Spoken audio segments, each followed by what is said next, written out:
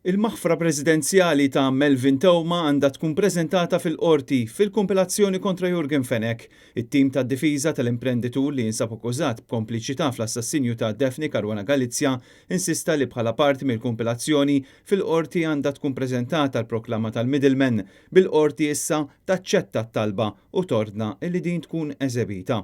It-talba saret il-ġimgħa li għaddiet meta d-difiża kienet qed tinterroga lill-Ispettur Keith Arnaud illi min-naħa tiegħu qal li ma kellux kopja tal-maħfra preżidenzjali.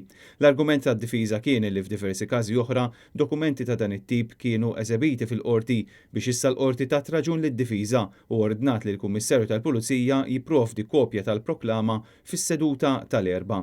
Kien lejn l-aħħar ta' Novembru li għadda meta s-sewwieq tat-taxi Melvin Tewma ta' 41 sena minn Birkirkara ingħata l-maħfra preżidenzjali sabiex jikxef dak kollu li jaf dwar il-qtil ta' Caruana Galizia biex xhieda tiegħu fil-qorti kemm il-darba tispiċċa ttimbrata bħala waħda mimlija kontradizzjonijiet.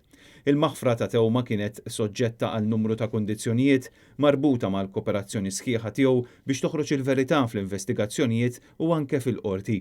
B'kuntrast ma' Tewma, l-imprenditur Jurgen Fenek qatt ma jingħata l-proklama.